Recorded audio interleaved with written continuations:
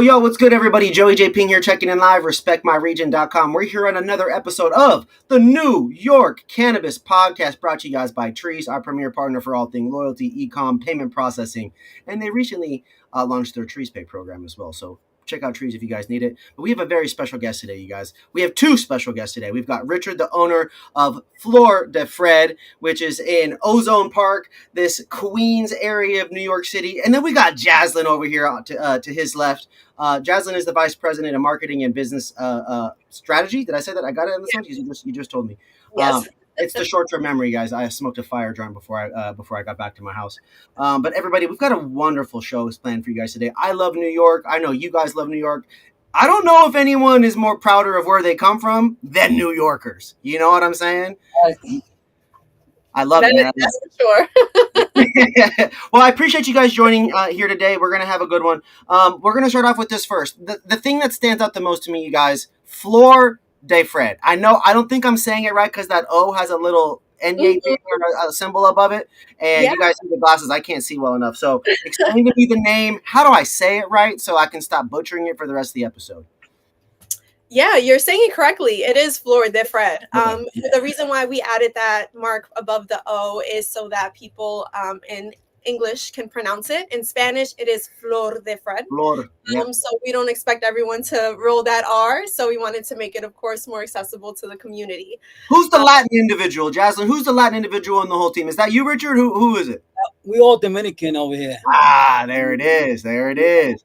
Yep, we're Latin-owned, Dominican, represent, born and raised in Corona, Queens. Mm-hmm. Come on, baby, let's go. Let them know, and shout out the culture, and shout out your guys' pride and respect for the culture, because that is what it's all about. We're trying to inspire other people. It's called Respect My Region, meaning we bring in respect to the region through your passion, through your creativity. And also, guys, it takes hustle. It takes the business development. Richard, it takes having a vision and leadership, right, and creating a culture and hiring the right people around you. A lot goes into not just a dispensary, but to building businesses and to building these teams. Richard, I'm going to start off with you. Where did this vision come from? What were you doing prior to cannabis, or are you one of the cannabis lifelong guys? I don't know much about you, so fill us in. What have you been up doing cannabis wise before the dispensary? Well, being born and raised from Corona, Queens, I'm 48 years old. I gave about 30 plus years in the cannabis business. I started off at 15.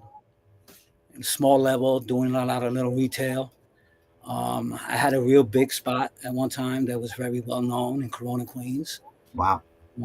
I collabed with some Jamaicans from the Bronx. It started off actually, my father had a dry cleaners in the Bronx, and they opened up, this was 86. So about 89, 90, they opened up one of the biggest weed spots in the Bronx. So they were there for quite a few years. I got really cool with them because they were right next door, and I was a consumer at that time already. So they had a little weed store in '86. Or are we talking about this like a front almost? No, it was a front. It was actually a beauty supply store. Yeah, man, this is like a movie right now. Man, we're breaking it down. Okay. So they had a lot of traffic going in and out. Me being a consumer at the time, I had to try to go sneak in there and see what was it about. Mm-hmm. So when I went in there, they were selling dime bags. So I see the dime bags they were selling. I was like, holy shit. We bring those dime bags to my hood, we'll kill it. So that's how we really got to go to the next level. It happened to be that the guy that was running the store next door, the weed spot, he was thinking about moving forward and doing his own thing. And I was kind of tired of working with my pops, and I had that hunger for It's time for a franchise, it sounds like. So I brought him into Queens, man. I showed him, I introduced him to Corona. We drove around certain neighborhoods, and we found the right location. We found a good location. We set it off. We rocked for like 3 years. Wow. It did very well. We saw about 7 to 8 pounds a day of dime bags. Wow. So we kind of took. Wow, that's crazy. Yeah, we took his idea that they were doing in the Bronx, and we made the bags a little bit smaller, and we did a little. That way, they looked like they was busting out the bag, huh? Yeah, it was sick. I started off before that buying their dime bags, and I'll break it down and make like 4 dime bags out of one. So once I told him what I was doing, he was like, "Look, man, I'm the connect. You know, if you find me the right location, on up and let's make it happen." So that's how that happened, and that rocked off for like 2 years, and then it was so much traffic in that area, so we moved it over towards the corner, and it did very well, man. After that, it got raided probably about 3.5 years. I tried to direct the customers somewhere else, and that didn't go well. So that's kind of the moment where I started to go on the wholesale side. Yeah, becoming the plug becomes less risky, less public facing touch points. Yeah. So that is the weakest point of everyone's drug empire. It's the customers, because one day or they're going to fuck up and do something. Happens every time. Yeah. So yeah, back then, we're talking about the late '90s now. Mm-hmm. '90s. It was product was a lot different, you know. Back then, it was all Mexican weed, block Mexican weed. Then you had the Arizonas, you know. Then the sour came in, then the haze came in. It's crazy to think about the eras and the journey of all those strains and genetics, like these time frames, these windows of time where this weed was hot and popping and the price goes like this. And then now living in an era where they're all available in reality, right? Maybe not always in New York or always in Missouri or wherever, right? But the reality is as a customer, we could fly a 2-hour flight or an 8-hour flight anywhere in America and find the strain we're looking for the most part. It's pretty insane at that point. Yeah. And for you, you've obviously, we're talking about generations of legacy here. I know most dispensaries that started off in New York, if not all of them at the beginning, were all social equity. Are you guys one of the equity stores as well? Yes, awesome. we are. Awesome. Yes, unfortunately, awesome, as there had to have been sacrifice for that to apply, obviously. What was that process like for you guys? When did you guys first open? What was this adult use recreational window of time for you guys? When does that apply? Is it the last year, 2 years, 4 years? Because New York has had, if we're talking about 3-4 years now. Yeah. We were one of the first ones to apply. Yes, we were. Yes, wow. we were in that first round. Unfortunately, kind of when Fred's name kind of came into the story, because unfortunately Fred is my brother, my only brother. Okay, so Fred's a brother. He's named after Flor de Fred. Yeah, we named it after him. So he was alive right at the process when we put in the first application. Mm-hmm. So it was important for us, due to his passing, to do something positive under his name. Positive legacy is huge if that is able to happen, right? Yes. Yeah, for sure. When it came to licensing, it was a big journey. At that point, I was working on the corporate side in entertainment, and my uncle Rich, I call him Theo Rich. He does not like it when I call him Rich, so I'm gonna. Why'd you have to do me dirty like that, fam? We on live right now, bro. What you doing? Yeah. So my uncle was really, this has really been his dream and his passion. And when it came time for us to apply for that license, we were there, one of the first ones. That was unfortunately when there were some lawsuits taking place, which completely shut everything down. And it put really his dream on hold, and really the whole family on hold, because as mentioned, Fred was alive during that time. So this was something that was really meant to bring everybody back home, to give them a role. Fred was working in cross-country truck driving. So this was really an opportunity to get him home and to really have the family especially the brothers, do something that they know so much about, something they were pioneers, when it comes to, the game, especially coming, as my uncle mentioned, in the 80s, 90s. So once, the lawsuit passed and they were releasing licenses again, then we went on to go to find locations. And my uncle was the one that was going everywhere, really just figuring out on the ground. And the story of how he actually found this location is pretty crazy. It's it really talks about our faith, because we're very big on faith. Mm-hmm. And how finding this location was really a godsend. Yeah, this location was a dry cleaners for over 50 years. Wow. My father had a dry cleaners for 30 years, and that's where I learned the whole principles of running a business. You know, how to treat customers, you know, what it takes to run a business at the age of, I was about 12, 13 years old. So once this location was probably like the most 100th location, or maybe the 200th location that I looked at. And it wasn't really the area that we were looking for, but it kind of just fell on our lap, you know, and we just went with it. And I'm glad it worked out because it ended up being a good location. Yep. Full circle moment. Started at a dry cleaners, ended at a dry cleaners. It's crazy because this weed shit, it has such a personal element to it. Like, and let's just be real. Let's switch out this dispensary business for a Jumbo Juice. Is Fred coming home leaving his job if you had started a Jumbo Juice? Named it Juice of Fred. Yes. Like, you see what I'm saying? It's different when it's passion and it's weed and you had to sacrifice, and there's this generational history that goes into it, right? Like, you could have used that money and bought a McDonald's. You could have used it and done a number of things. You could have borrowed money like so many people and pulled it up in the family and done sandwich, whatever. But to have it be weed, it means so much more. And to me, I love finding these stories. I was telling you guys offline. We like finding guests where this is the real nitty gritty of the story. It's one thing to find somebody, oh, cool, they're in Queens. I want to learn about that. All I've heard about Queens is whatever rappers say about Queens. You know, I'm as a music person, right? And it's like, then you have to think about these people, like they spend their whole lives, or you go back generational, like the people overseas, they just want to get to New York to have this chance at this freedom, this journey, this American dream, or whatever it is, right? And it's like, here you guys are living this version of that, creating it and turning family matter at the same time. I love it. What I want to learn a little bit more about is this specific area. You're mentioning, Rich, you were talking about this where you keep saying it, Corona? Corona Queens was where it all started. Okay, so that's where it started for you. What is that area like? And then what is the area that the location is like? Are they close? Are they on different blocks? Are they in different? What is that all like for you guys? Because it clearly matters if this is a full circle thing. Like, was this one of your old blocks, for example?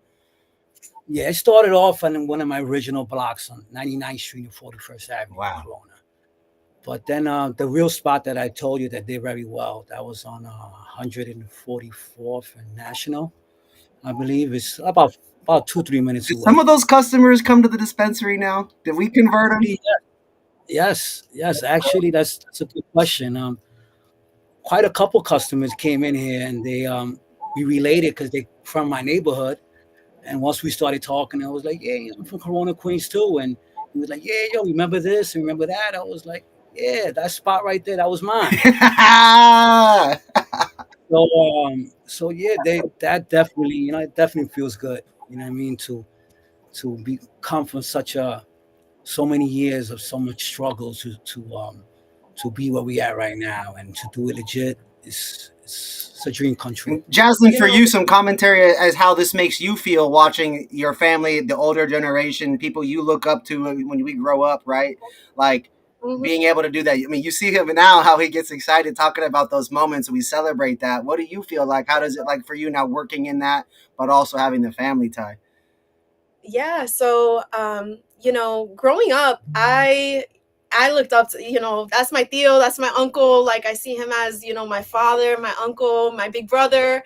So, growing up and seeing on the peripheral, right? Because I'm a kid and I wasn't exposed to everything. I was very protected, but there was still, you know, growing up in Corona, it's a neighborhood in Queens, I'm gonna be honest with you, with which still isn't 100% gentrified today, which should tell you a lot about the community and really, you know, how rough it was and it could be.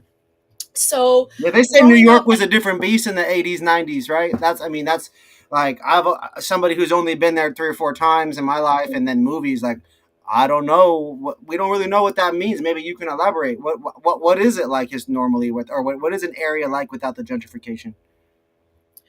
So, you know, I think it speaks to for overcrowded, you know, a very significant police presence. You know, I would say growing up in New York, especially going to different neighborhoods, Corona, because of how the high crime, large population of not only, you know, immigrants, but also at that time when I was younger, it was a lot of Italians, a lot of, you know, potential mafia activity as well. It was a really big hub, multicultural hub for a lot of illicit activity. And even today it's still, you know, very much, you know, now it's the community has shifted. It's not so much Italian. It was Italian, very Italian dominated, then it went to, you know, very Dominican, and now it's very South American. Interesting. But in New York City, you have, you know, you have the 7 train. Everybody from New York, shout out to Queens. If you know Queens, you know the importance of the 7 train. And you know, it's such a prime, Corona is such a prime location. I'm sure you've seen in Men in Black, the park where you have the globe, in Flushing Meadow Park. And then you also have that scene where they have those 2 little towers and they're having that showdown. That's right there. That's a block away from where we grew up. So, you know, you have these beautiful areas and this rich community, but then you also have this other side of it, which is a lot of, you know, underfunded schools, high crime as a result of lack of resources, lack of guidance, you know, a lot of families that are focused on working for their families and leaving kids, unfortunately, to, you know, go and explore and do other things based on, you know, what happens with poverty. And to go back to your question of how does it feel now to you know, feel like I'm living a few lifetimes and now be able to go on the other side of it and see my uncle open up his own dispensary and do something that he has so much passion about legally. And then I won't even get into how, you know, the marijuana should have never been as criminalized as it should have been. But it's really been a dream. And it's also, you know, I know there's a lot of issues with OCM, but one thing that I can say to OCM is I can give a lot of thanks because they prioritize people that were disproportionate, that lived in communities disproportionately impacted by marijuana enforcement. They prioritize people that were that, you know, did time and had interactions with the police as a result of marijuana enforcement. So as a result, I'm able to see in my lifetime equity be restored instead of these MSO operators and these big corporations come in and buy in. You know, it's given the opportunity for a family like ours that comes from humble beginnings to have a share and to have a place in this because we created this culture. I appreciate you giving thanks to them, not because I'm a government person or anything like that at all, that's for sure. But it's important to understand that none of the other states did it that way. Zero. Life. Like however many states have legal weed, New York's the only one that had social equity first. People that were directly like went to jail or prison for cannabis got first. New Jersey, opposite. Illinois, the other way. And that suffocated and ruined it and made it impossible for a lot of these other operators potentially comparable to you guys, to not really have a shot. And I think that was super fucked up. Florida is the worst one out of all the culprits. But they're Illinois and New Jersey doing what they did with the MSOs and having those types of businesses be the primary one. That just was not the way to do it properly, in my opinion. But what do I know? Just a humble blogger, journalist, podcaster who talks shit on the internet. Now, one thing that's really important to me is New York products and the brands. People across the country, people across the world, they look to New York as the city, the media, the mogul, the icon of America. Sitting here in LA and I'm from Seattle.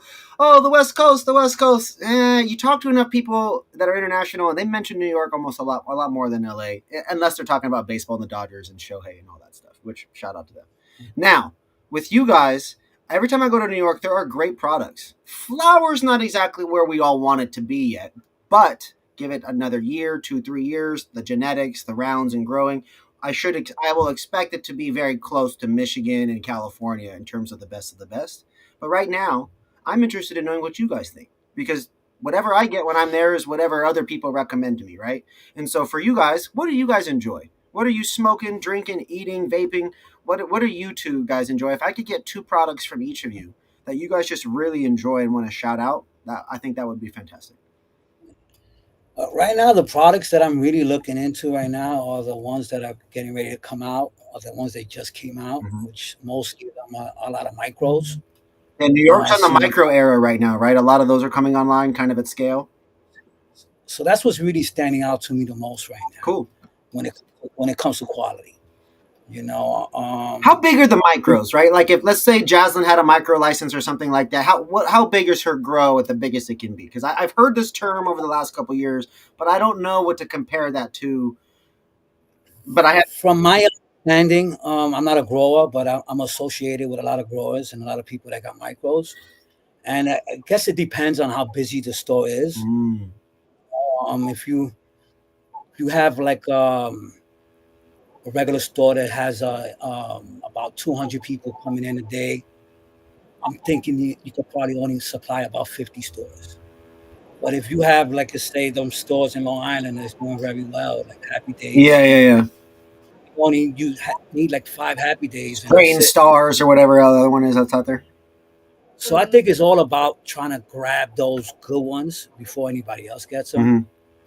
They're limited, and there's only a certain amount that they could grow. Yeah. So I would say about 40 to 50 stores the most. That's how much a micro can supply.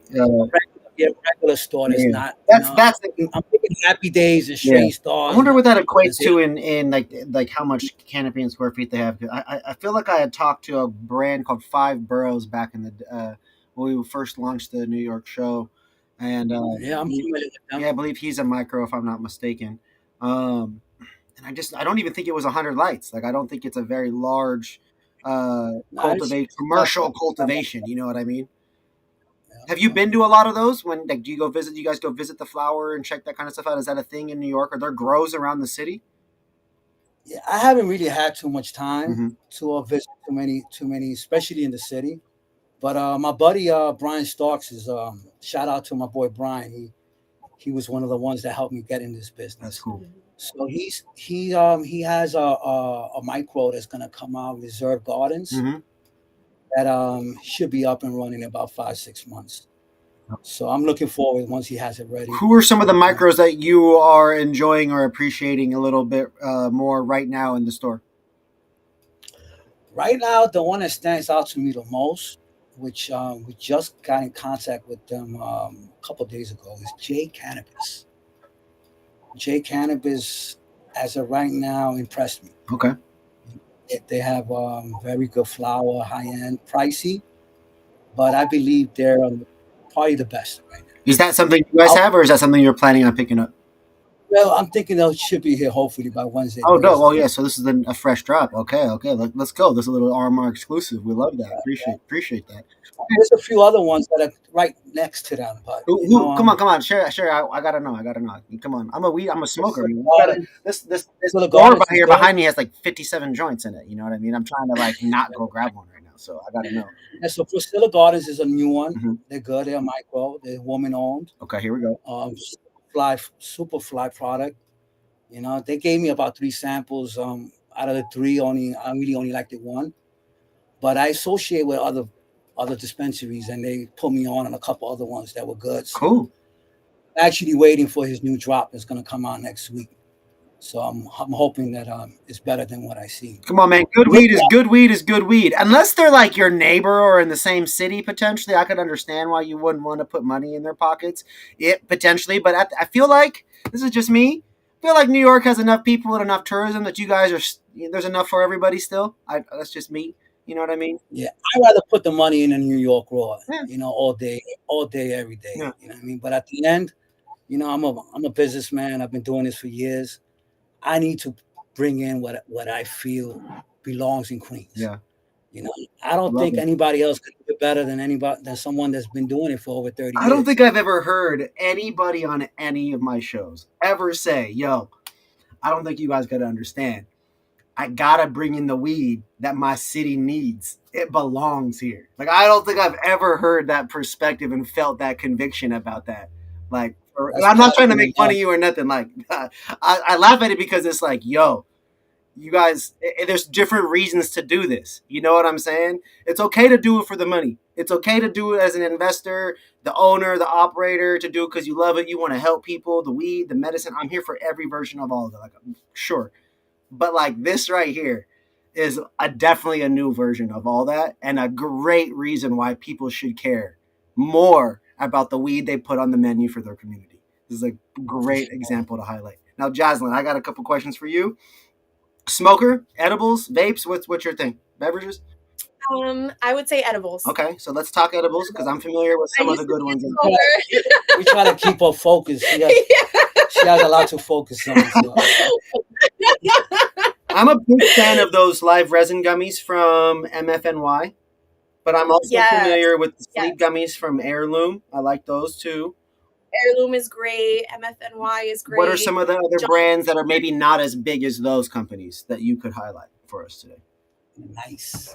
Oh, nice. Yes. Nice got some good gummies. Yes. Rosin gummies. Yes. Grun is taking over. Grun does great thing. Those pearls and the mega pearls. Pearls, Yes. the megas, those do good. Those are awesome. What other ones? Oleo got some good gummies. Yeah, I've heard a lot about Oleo. They're edibles and rosin. Is that right? Yep, they got rosin gummies. Yep. They got concentrate rosin. Cool. Yep, that's what they really focus on is the concentrates. Yeah. Is rosin? Where's rosin at in the world up there, you guys? What is that market looking like? Do you guys dab? You vape rosin? You guys eating rosin gummies? What's your rosin solve in this life like? I'm old school, man. I like my spliff. You know what I mean? But it's the new world right now. Everybody dabbing. So I actually bought my first puff coat, I think, about 4 months ago. There we go. And I like it. You know what I mean? I like it. But I always end up going back to the spliff. Yeah. Yeah. What about for you? Yeah. But here, I'm surprised. I'm starting to see a lot more people going for the concentrates. Yeah. And I think a lot of it has to do also is we have a lot of good bartenders. You know, we was fortunate to actually grab one of them that actually worked for MFNY. You know, and once we brought her in, made a big difference. Yeah. You know, she educated me.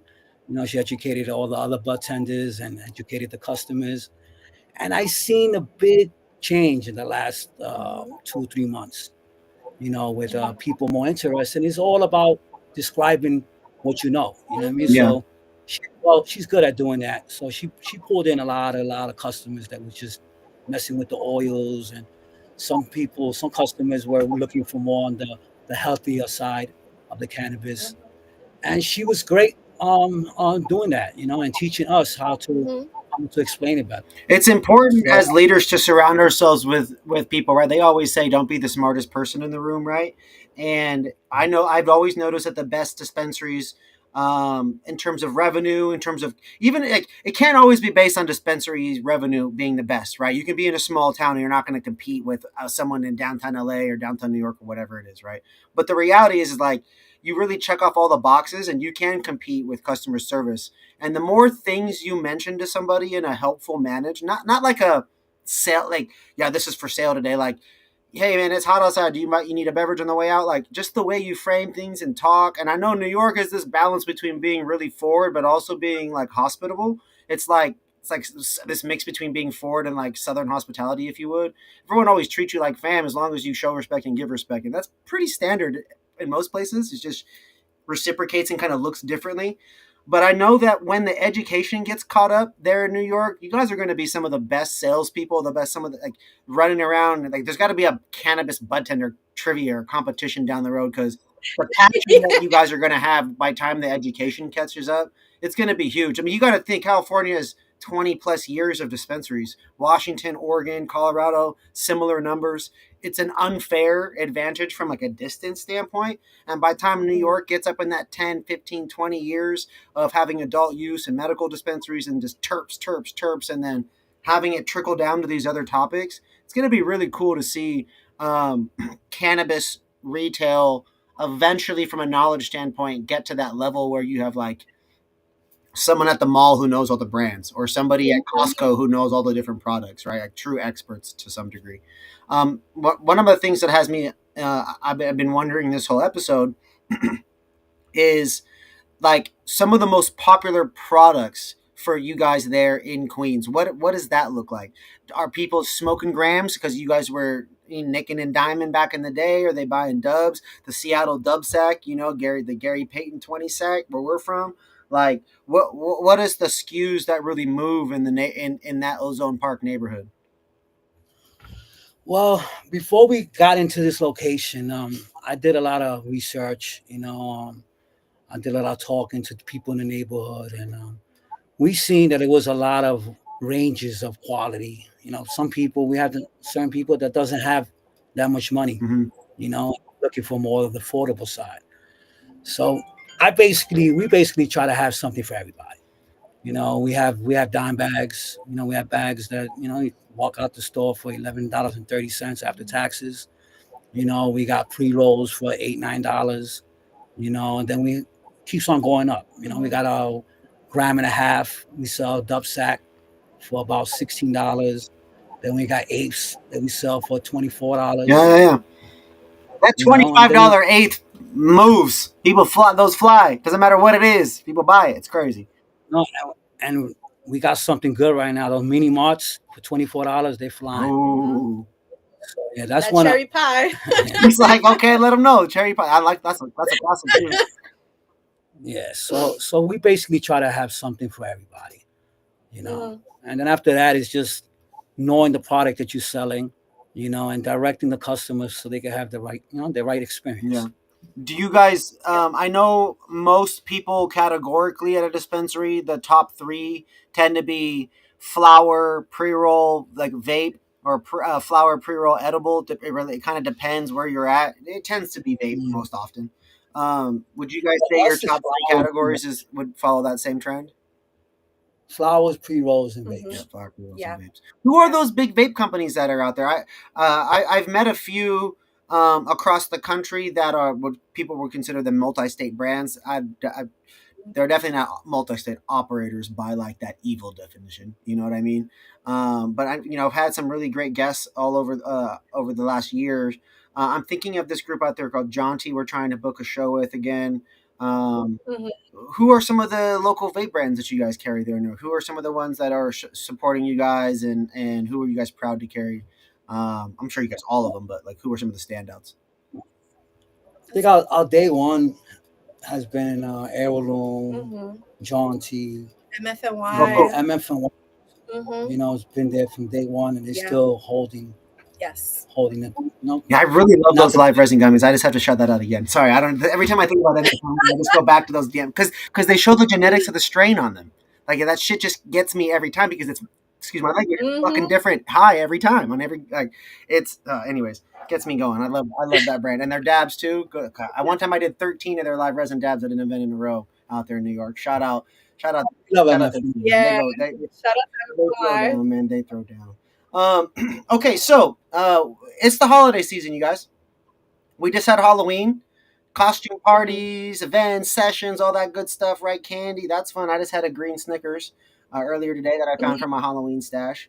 What do you guys have coming up for, Thanksgiving and Christmas and all the Jewish holidays and all the different holidays that we have coming up, man? What do we got going on? We got Green Wednesday and Thanksgiving, Mhm. right around the corner. Nice. Yeah, that's going to be So we nice. got Shit, that's a nice week, huh? Damn. Yeah. yeah, that's supposed to be pretty big for us. We did Mhm. we did pretty well last year, so Yeah. Mhm. our expectations is Is way Black better Friday a this year. big one for you guys? I would say Green Wednesday is usually more popular than Black Friday, Wow. but of course, always after Thanksgiving, when everyone's getting ready to take out their leftovers, they want to get right certainly before they Come on. start munching again. Let's go. Let's go. What do people do in New York on Thanksgiving? Do people go do the turkey bowls? Are there parks and things like that there? Or what do you guys all what do we do in New York in an overcrowded city on the holidays? All I've ever seen is Um, the Macy's Day Parade, so my vision of what happens on New York is only on TV, except for the 5 times I've been there for cannabis events. So yes, it's always the Wednesday night party, right? Everyone, I think everywhere is always going to go have fun, connect with their family. A lot of people that weren't in town are coming back in town, mhm. seeing their friends, and their family, bonding with them always the night before Buying weed Thanksgiving, for Thanksgiving. buying weed for Thanksgiving.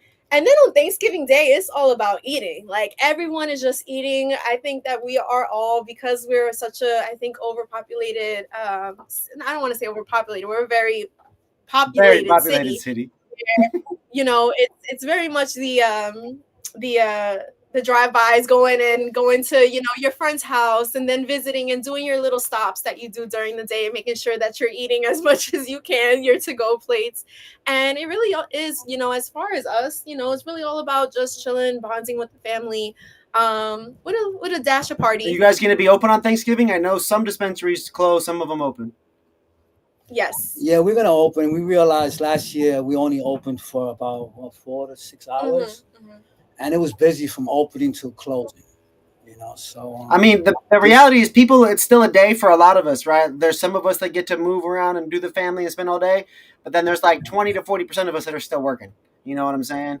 And fortunately, I'm gonna do that one. Yeah. He's like, no, we still gotta get the people. I mean, the reality is, it's still medicine, right? Like the grocery stores and a lot of other normal businesses are still open. Some of them closed.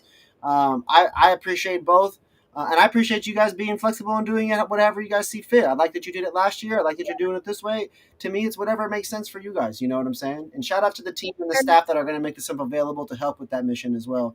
Because there's always people out there trying to get the bag. I mean, I don't have family here, so if I'm going to be working, if I was in LA, you know what I mean? So it's that I would be the one being like, yo, let me get some hours. You know what I'm saying? I'm trying to go flip some weed. Let's go. Okay, so one of the least talked about categories would be like the health and wellness side of things, right? Now I got the homie out there, Hawaii Mike. He does great products and like foods and like healthier items and like cookables and things like that. What are some of the other health and wellness / like non-traditional cannabis products that you guys offer? What are some of the solid ones there? So tinctures, RSOs. And definitely RSOs. So one of the things that we haven't communicated just yet is basically, you know, who we are in terms of in the health and wellness space, because we do have a unique position. We're actually the only licensed dispensary in New York City that are proponents for harm reduction. And that really comes down to my uncle and, you know, the Richie's brother, Fred, who we talked about a little bit. We did mention that he passed, but he did pass due to opioids. And a few years ago, I actually, you know, we lost my cousin, my godfather, and then a lot of other friends due to this the same epidemic. So one of the things that we wanted to do was we understood the importance of education and wellness, and also how cannabis plays a role in that. Yeah. And cannabis was also something that was able to help and is able to help facilitate reducing harm, you know, ensuring that you're doing something and you're taking something that will give you the opportunity to wake up another day to be able to make a different decision. So one of the things that we do, and we have our story up front, because, you know, Fred is very intertwined in every aspect of the business, even when it comes down to the product, as mentioned, the RSOs, the tinctures, ensuring that we have products that, and also, you know, the rosins, understanding, you know, what the strength of certain products, so that we can assign it based on tolerance, based on needs, and ensuring that we are creating an environment where everyone feels comfortable coming in and getting educated and understanding what we do. And we also have a 24/7 addiction counselor. Wow. We have a resource center with our story at the front of the store. Wow. We give away Narcan. We've given away hundreds of Narcan kits. We have had Narcan trainings. We also give away fentanyl test strips.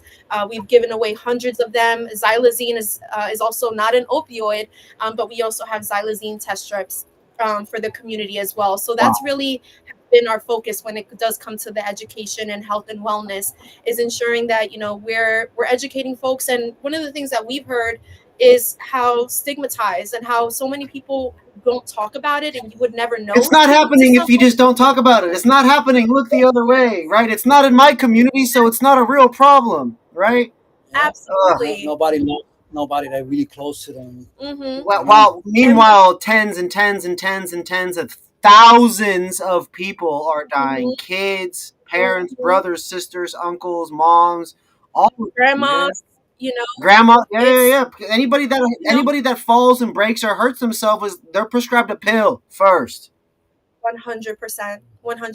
And we have a lot of customers that do come in, whether they're dealing with cancer or they're dealing with pain, or they're even dealing with sometimes PTSD, where they've talked about how they're afraid of these medications, you know, and they take them as needed. However, they understand the importance of sometimes incorporating cannabis and the health benefits and what cannabinoids. And shout out again to our bud tenders for being so educated about on the cannabinoids that are helpful based on, you know, what ailments. Again, granted, we are not medical professionals. However, we are educated and do pass that education on to a lot of our customers. And we also have mental health partners within the community, because that's also a very huge element when it comes to consumption. Another stigma issue people don't talk about. Another stigma. No, And my brother doesn't need this. He'll be okay. He can tough it out. yeah. No. And one thing that we found is even just by us being open with our story, you know, and it's been a really therapeutic way for us to grieve. And in grieving, we've created this wonderful, wonderful community of people who everyone knows someone. And by destigmatizing and speaking about these things openly, then we can all come together and celebrate cannabis recreationally, responsibly, and be educated about what we're doing and understand, you know, it's not just about getting high. It's about doing what's best and what works for your body, sometimes through trial and error. So we're really grateful, you know, for the opportunity, and also really grateful to have been able to create something so special in a community so special in the name of, you know, our beloved Mike Theo Fred and, you know, his brother. Get back and do something under his memory that's going to help other people. Yeah. I love it, man. I appreciate you guys sharing the story and being honest about the impact and you know, putting the passion and the hustle into the real work hours. I mean, like I said, and we're all people, man. We could choose to do whatever. We can choose to spend our money on whatever, but where we put our time and energy into that, I think it speaks volumes. And this is very much a case where you and the family here, guys, you know, you guys deserve every opportunity that comes your way, and it's the sacrifices that have been made, you know, unfortunately, that have gotten us here where we are today. In some cases, but in other cases, some of the sacrifices were on purpose. Those long hours and the decisions we make, and you know, arguments and debates, and well, do this, let's do that, or we're going to do it this way. Like all that goes into this just huge journey, and I'm very much look forward to supporting your guys' journey as it continues. My last question for you guys before we get you out of here. You already mentioned kind of what's coming up, the sales next week. Is there anything else that you'd like the people to know? And could you also too shout out your website and where people can like follow and get along, you know, to tap in with y'all at? Absolutely. I'll go first. You know, right now we're running a food drive based on everything that's happening within the government, the government shutdown, and, you know, the SNAP benefits being at risk for so many families. We partnered with Zion Tabernacle Church Food Pantry, which is a local Ozone Park based food pantry that serves, you know, hundreds of people a week. So as a result, we've been running a food drive. Our customers have been great, bringing in non-perishable items and, you know, toiletries for folks that are in need. We also have a roundup opportunity for folks that if they would like to give back locally, they can also round up their purchases, whether that's 10 cents, 5 cents. It all is going to a wonderful cause. And that's something that's super important to us that we'll have running. We started it earlier this month and we'll have it running through the holidays. And also our website is flordefred.com. And come hit us up. And what do you think, Theo? We also collabing with Canicure. We're going to give out some turkeys for Thanksgiving. Oh, hell yeah. Yes. We always try to see if we collab with our brands. They love what we stand for. So it's kind of easy to partner up with them.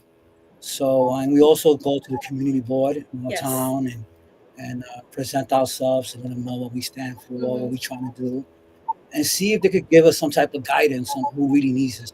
Yep. Yeah. That's huge. That's what we're trying to use this as a platform and to try to do bigger things out there, man. I would love to see if maybe one day we go up like a rehab, safe house for these people to use their drugs safely. Yeah. I come from Seattle, guys, and harm reduction is about the only option they have left that they've seen measurable positive results, because most other ways it doesn't do much. It just gets consumed and becomes trash and becomes dangerous and becomes public facing kids in schools, and then it becomes an overwhelming epidemic, which it already is. It just becomes more in our faces and not in specific areas. Ultimately, when it comes to harm reduction, I support it. We just support the creative, continuing, progressive finding of solutions. I think is the only option we have. We just want to keep helping people because the problem doesn't just go away, folks. Guys, in a world where it's all about choices, and we can choose to be blind to the problems of our society, or we can choose to have an impact on them. And the team here, Jazlyn and Richard, Flor de Fred, in Ozone Park, Queens, New York.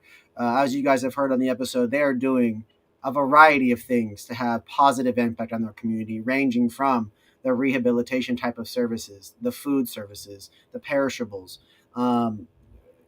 rounding up financial offerings and opportunities there and collaborations. And so if any of the partners see this, we encourage you guys to feel that inspiration. And here's your reminder to reach out to Jazlyn and the team here, Richard, and get something creative going to help the community. And also too, let's get in. Let's figure out a way to get involved, everybody. We as creators, respect my region. I'm happy to bring awareness to that kind of stuff too. So let's try to, after this call, you guys, let's try to stay tapped in that regard too. I would love that, man. Yeah, I'm happy to do that. We have a nonprofit. I'm always spreading the word out to all my partners and all these other dispensary owners. Love helping people. We love it. We have a charity and a nonprofit in Seattle where we're from that helps homeless women and children, and then music artists, because the music artists didn't get any kind of COVID benefits. It was the Live Nation owned venues that did. Crazy, wonderful. Right? So that's insane. Yeah, so we love that kind of stuff. Yep. For everybody watching, though, really appreciate you guys. I'm Joey J. Ping. This is Jazlyn here in the middle. We got Richard on the far right there. Appreciate you guys hanging out with us. This is the New York Cannabis Podcast, brought to you guys by Trees. Trees is our premier partner for all things point of sale, loyalty, e-com, and analytics. If you are a retailer and you are having any problems with your current point of sale, e-com, loyalty, or payment processing, please reach out and I'll get you tapped in. Jazlyn, Richard, I appreciate your guys' time. Thank you again so much, and we'll catch you guys on the next